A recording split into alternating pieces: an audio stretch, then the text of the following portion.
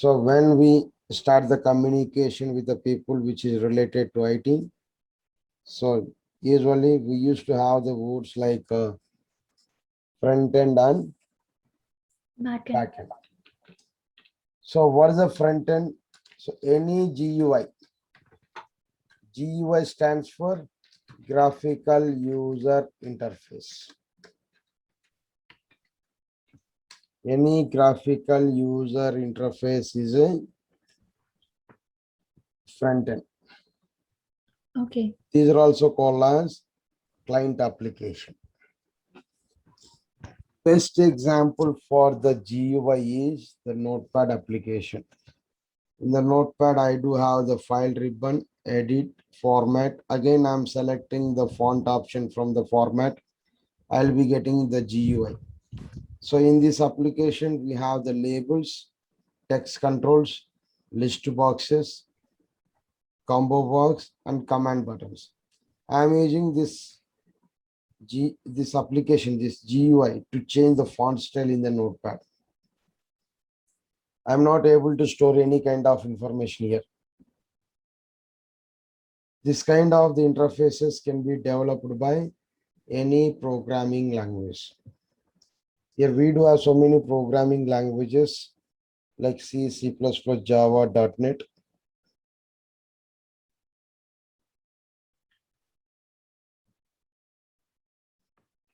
So any programming language, any application program.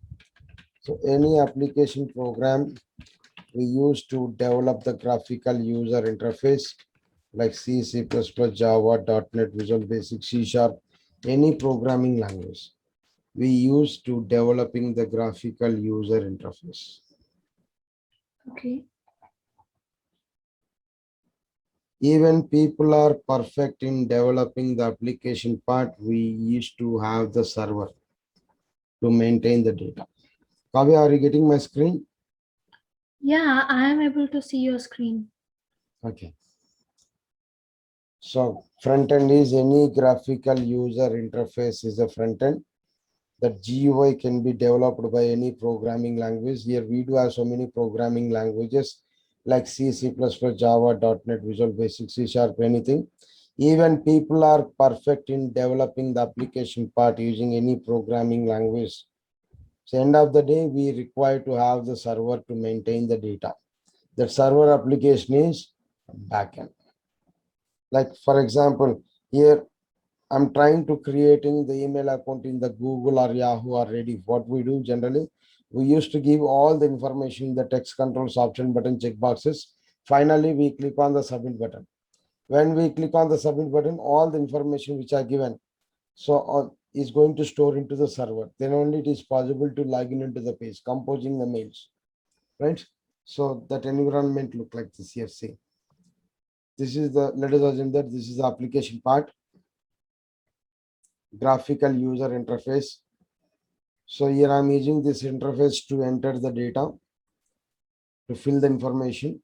Finally, we click on the submit button. Once we click on the submit button, all the information is comes to the database.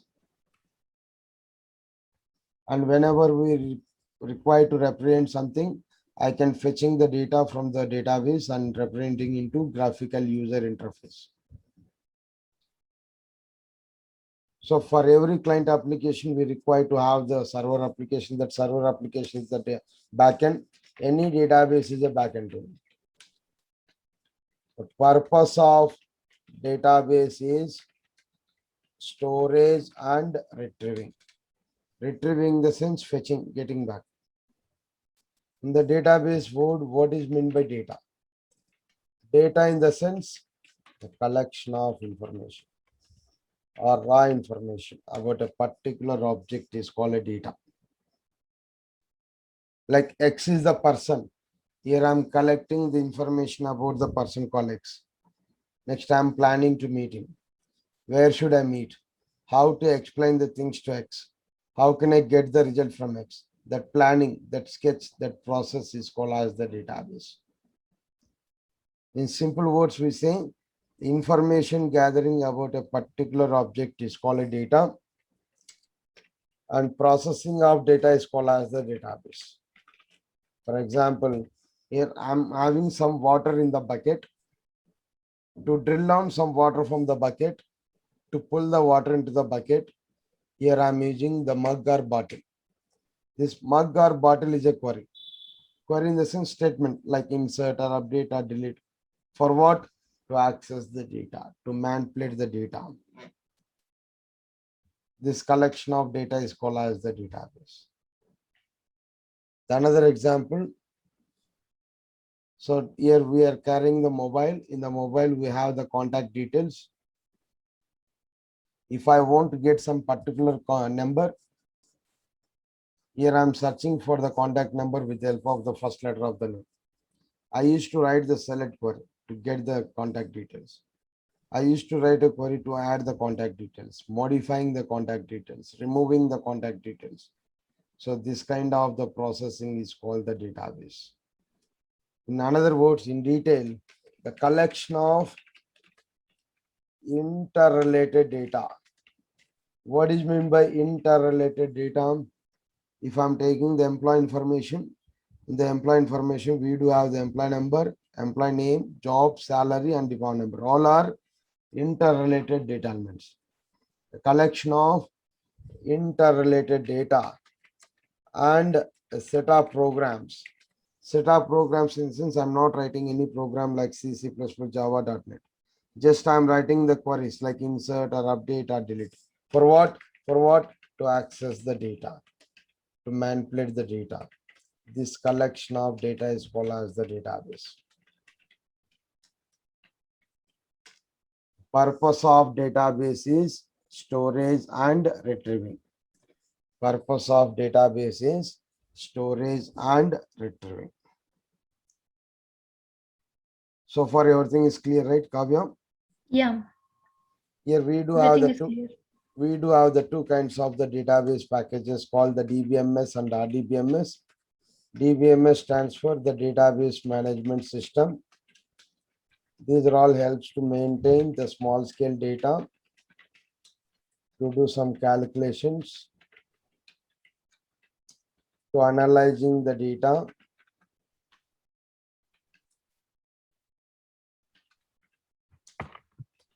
What are the DBMS packages we have? The DBMS packages are Excel, Access, DBS 3 plus, Lotus 123, all are DBMS packages.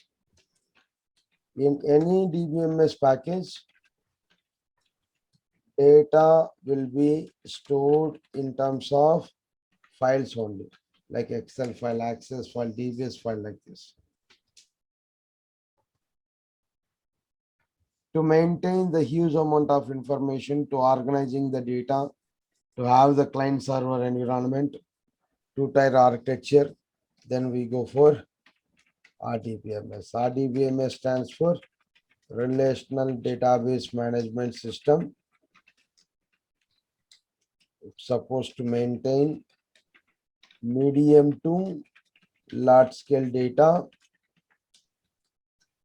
We are organizing the data and it supports one-to-one relationship, one server, one client, one-to-many relationship, one server, many clients, many-to-many relationship, many servers, many clients. When I'm working on the server, it is one-to-one, one server, one client. When I'm working on the server and clients, one server, many clients, one-to-many. When I'm working on more than one server, it comes to many-to-many, many servers, many clients. So like this here.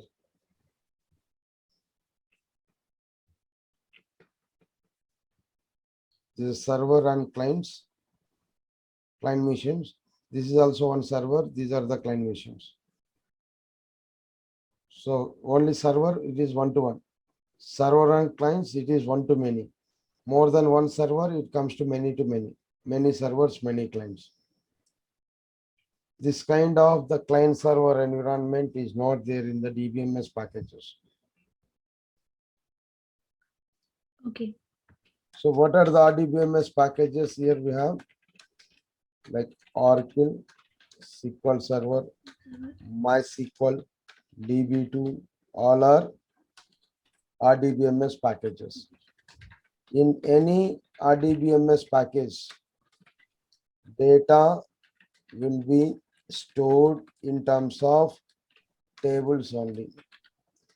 So which having the collection of rows and columns. Collection of rows is called as the tuples. Collection of rows is called as tuples, like this here.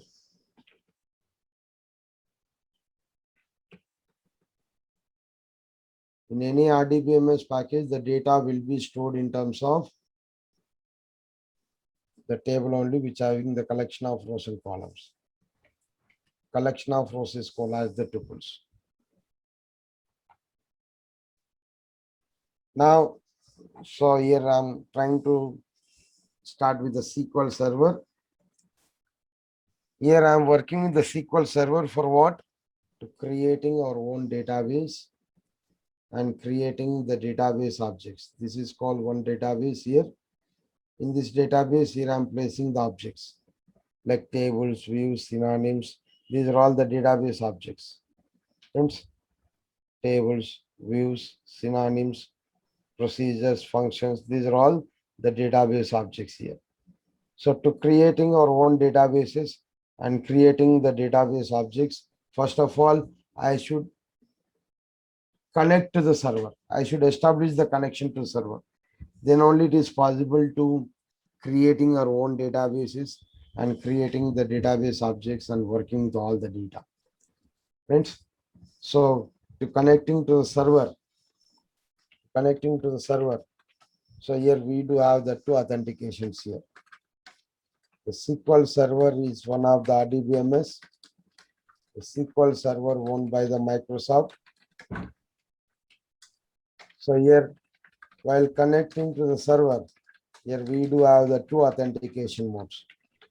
One is the Windows authentication, it's the default authentication, and then another one is SQL Server authentication.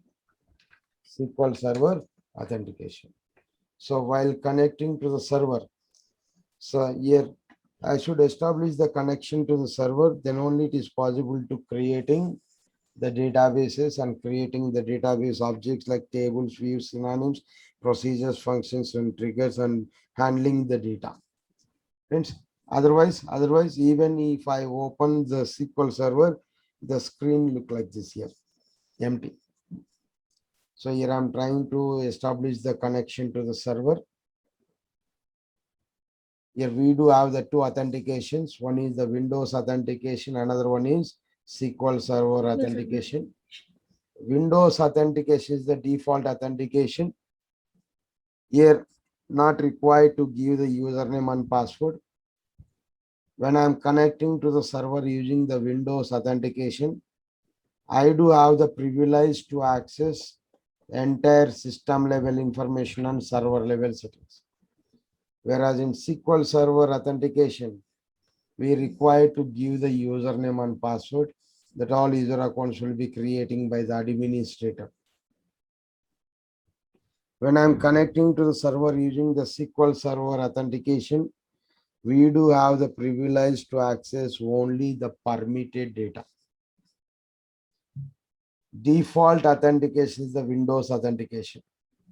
The default authentication is the Windows authentication. Friends, so here not required to give the username and password. We can use the Windows domain details to connecting to the server. Here we do have the privilege to access the entire system level information and server level settings. Whereas in SQL Server authentication, we require to give the username and password. Here we do have the privilege to access only the permitted data.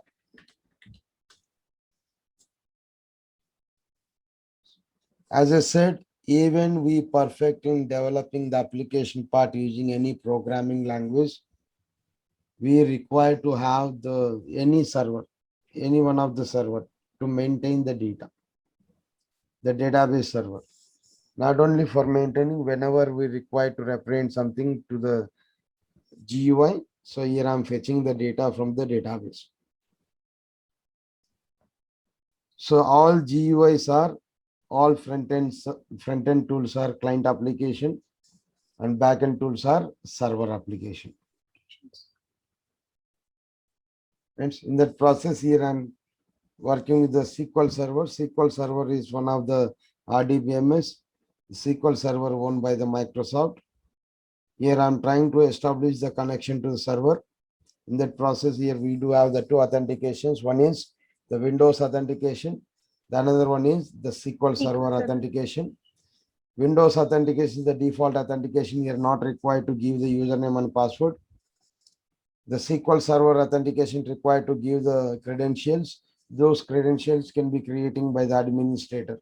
Here we do have the privilege to access only the permitted data. The default authentication is the Windows authentication.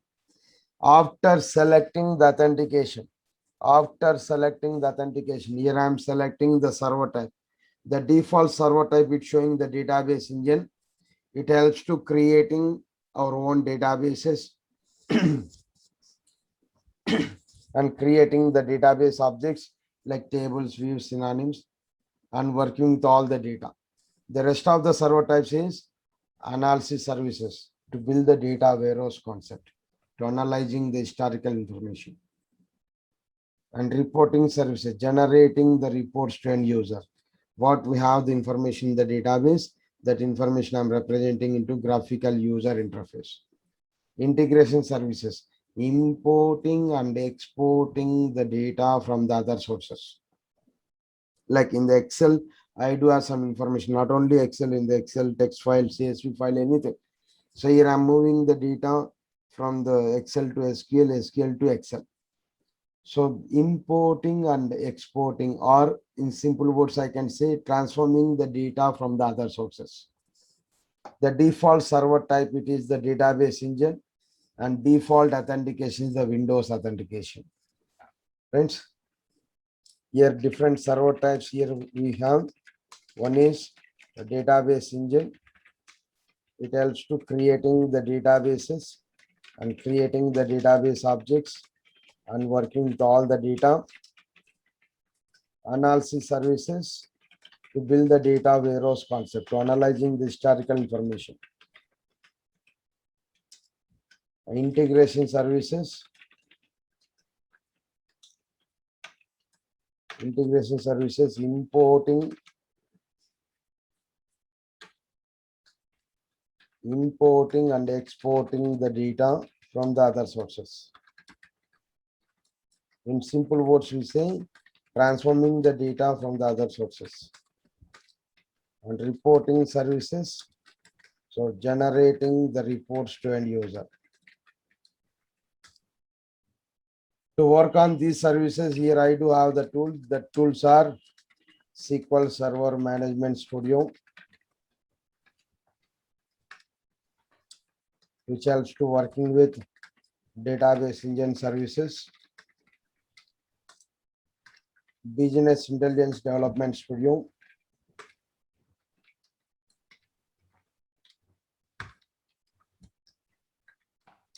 which helps to working with analysis services, integration services, and reporting services. The SQL Server Configuration Manager, checking the services information.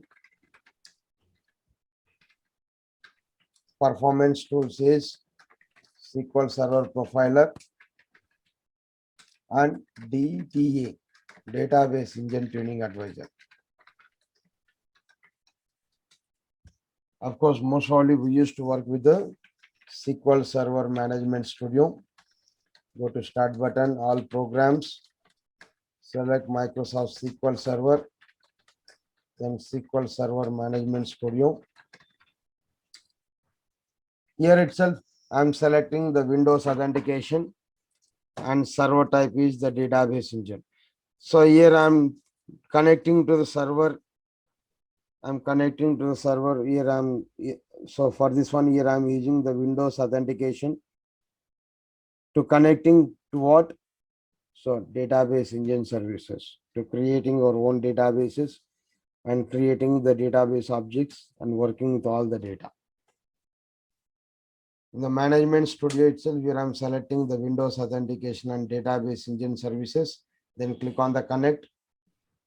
Once we establish the connection to the server, in the Object Explorer here, we do have the databases, security, server objects, replication, management, and SQL Server agent. So we navigate the databases. Here we have the system databases, database snapshots, and user-defined databases. These are all user-defined databases we created of its own. Each database we have the hierarchy like tables, views, synonyms, procedures, functions, triggers. These are all the database objects. For what? To maintain the data, to handling the data. Friends, so far everything is clear, right, Kavya? Yeah, everything is clear. So in the Object Explorer here, we do have the databases. Under the databases, we are having the system databases, database snapshots, user-defined databases. Each database, we have the hierarchy like tables, views, synonyms. So programmability. Under the programmability, we have the stored procedures, functions, triggers, database level security. Here itself, we have the schemas and users, system level security, that is logins, server objects, replication, management, and SQL Server agent.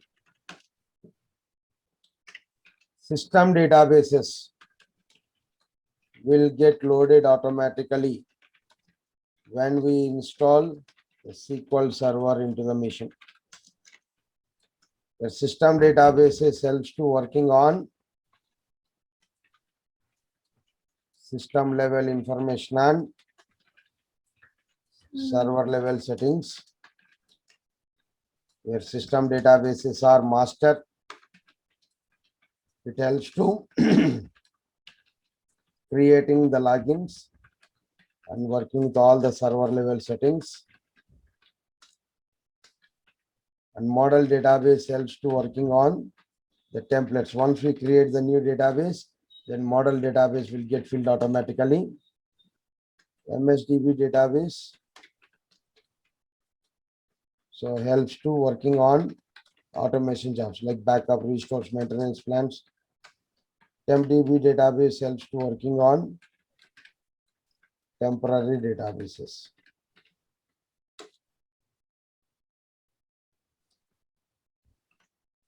System databases will get loaded automatically when we install the SQL Server into a machine. System databases are master, model, MSDB, and TempDB. Master database helps to creating the logins and working with all the server level settings. Model database helps to working on the templates. Once we create the new database, then model database will get filled automatically. MSDB database helps to working on the automation jobs like backup, restores, maintenance plans. TempDB database helps to working on the temporary databases. So here, what are the steps here I'm following to creating my own database is the GUI method. In the Object Explorer, right click on the databases, select the new database. Here name the database here. This database where it is going to locate, where we install the SQL Server into the machine, that is the default location of the database. Like C: program files, Microsoft SQL Server, MS SQL, then data folder here. If I want to change the location of the database file, we can change it. Otherwise, the default location is where we install the SQL Server into the machine. That is the default location of the database. For every database here, we have the file group called primary data file and transaction log file. Primary data file stores the actual information of the database. Transaction log file records all the transactions what we made to the database. So if the primary data file is get full, then secondary data file will be creating automatically. So once I create the database, then model database will get filled automatically by the system database called model. Friends, here we created the Kavya DB database, then model database will get filled like this: tables, views, synonyms, procedures, functions, triggers, like this. So these are the steps here I'm following to creating our own database. So creating our own database,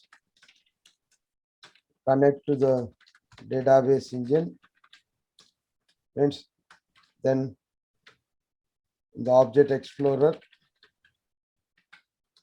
right click on the databases,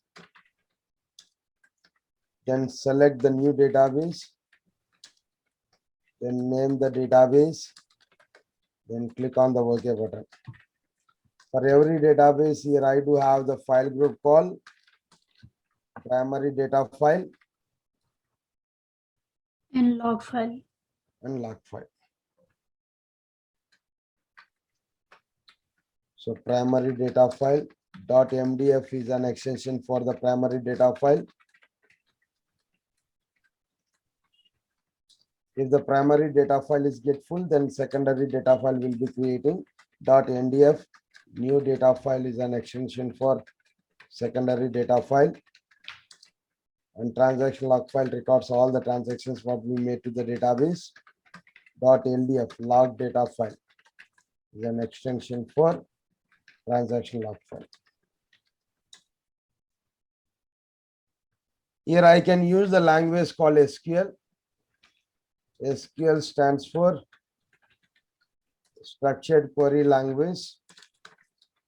SQL is a common database programming language used by every RDBMS. SQL is a common database programming language used by every RDBMS. Means SQL is a common language to Oracle, SQL Server, MySQL, and DB2. Purpose of SQL is to communicating with the database or to querying the database. How I'm querying the database using the SQL commands. That all SQL commands are classified into data definition language commands like create, creating the databases, and creating the database objects. Alter is the command modifying an existing table structure like adding more column to an existing table, removing the column from an existing table, renaming a column, renaming a table. Only the structure level modifications done with the command called alter. And truncate is the command to remove all the rows from an existing table, but table structure will remain for using. Empty table to remove all the rows from an existing table, but the table structure will remain. When I'm writing the drop, to remove an entire table, including the rows and columns. What are the database objects here? We have to maintain the data. Table is the primary object to maintain the data in terms of rows and columns. Synonyms is an alias name, alternate name for an entire table. Synonyms also act like a table. The view is a stored query or virtual table. View does not have any physical structure like table. View takes the output from the query. So view is called as the stored query or virtual table. Index to improve the performance of the select query. Next, stored procedures, functions, and triggers. How I'm manipulating the data in the database objects using the DML statements. Data manipulation language commands is insert, inserting the rows into an existing table. Update is the command modifying the rows in an existing table. So delete is the command deleting the rows from an existing table. Data retrieval language command is select. So retrieving the data from an existing table. And DCL command, data control language command. I am giving the control on my object to others so that others can write, insert, update, delete on my table. That can be done by the data control language command called grant, granting all the permissions like insert or update or delete on the object like table or view or synonym to others so that others can write, insert, update, delete on my table. Revoke in the sense reverting, getting back, cancelling all the permissions on the particular object from the others. And transaction control language command is commit to save the transaction, roll back to undo the transaction.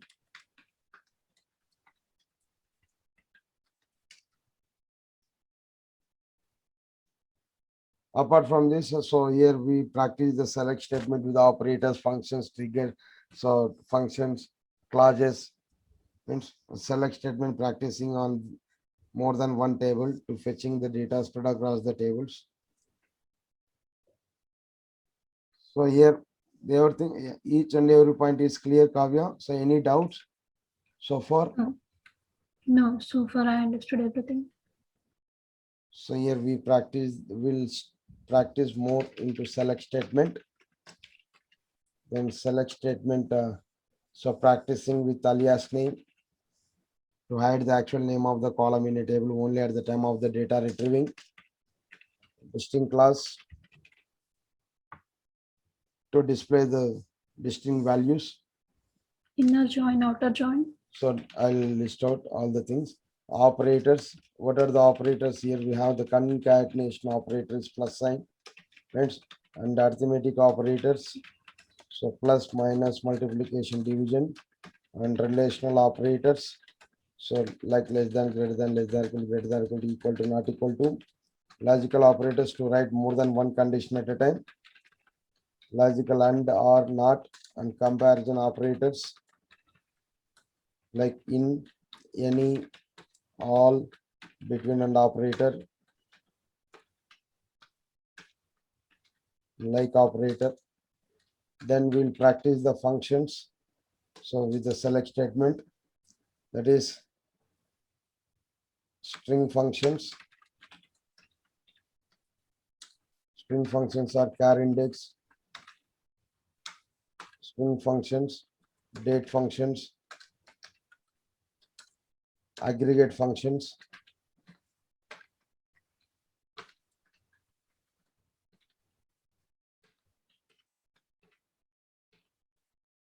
and we practice the clauses, the select statement, from class, where class to retrieving or modifying or deleting the selected rows, group by class to creating the subgroups, having class to restricting the group results to filtering the group results here. Then order by class to arrange the information either in ascending order or descending order. Then case statement. Then so here key function and roll of function. Then rank function, row number, dense rank, and default keyword is associated with the create table statement, default keyword and identity keywords to generate the unique sequential integer values. And we are writing the rule on a column or a group of column in a table. That set of rules is called as the constraints. The column level constraints. Your column level constraints are domain integrity constraints, that is not null and check constraint. Entity integrity constraints are unique and primary key constraint. I'm writing the rule on a column or a group of column in a table to restricting invalid data entry. Invalid data entry in the sense it may be a duplicate value, it may be a null value. The table level constraint, that is a foreign key. Next, we practice the joins. So retrieving the data spread across the tables. When we require the information from more than one table in the database, we use the joins concept, different types of the joins. The simple join, again, simple join is classified into inner join, the non-equijoin, self join, and outer join, left outer join, right outer join, full outer join, and additional join methods is set operators like union, all, intersect. When we do not have any input parameter, then we write the query. That query should be included within the parenthesis. Query within another query is a subquery. Nesting of queries is a subquery. Single row subqueries here. Multiple row subqueries. And correlated subqueries. And we'll discuss about the database objects like synonyms, views, indexes, the normalization, first noun form, second noun form, third noun form. Then so I'll give the project model here.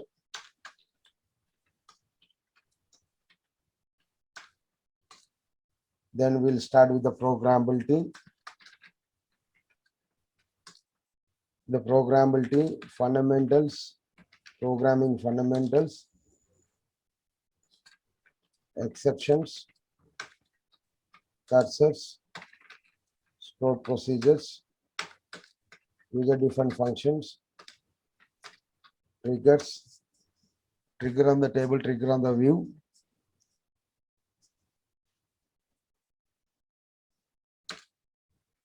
and CTE, common table expression.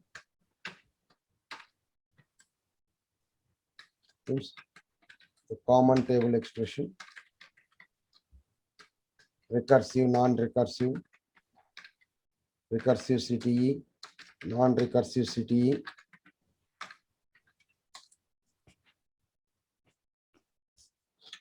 index views, that is index views, materialized views, index views,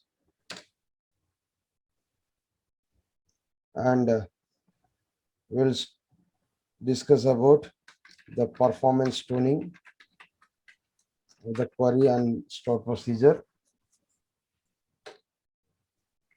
Then again, I'll give the project model for practicing the stored procedures, functions, triggers. Total 2 project models will be providing, and for each and every topic we'll give the sample queries, and each and every query I'll execute in the environment. I'll show you the output, and for each topic I used to give some exercise for Okay. more practice. So this is the course outline, just outline here I've given in the notepad to get the idea what are the concepts we are going to cover. Friends, Okay. so how was the session, Kavya? So far, good. And this time is comfortable for you, right? Can we have any morning sessions if possible? The morning, what time you are looking? Morning EST timing, 9 o'clock, 10 o'clock, 11 o'clock. 10 o'clock is fine for you? Yeah. Okay. So we'll discuss, and I'll forward this document to organizer, and he'll Okay. forward the text document and recorded session. Then so hopefully the tomorrow we'll start the regular session. Okay. So keep this document so to get idea what are the concepts here running, what are the concepts is pending. Okay, so for transparency itself, so here I given all the list of topics, course outline. So you can check across. So what are the concepts is pending, what are the concepts get completed.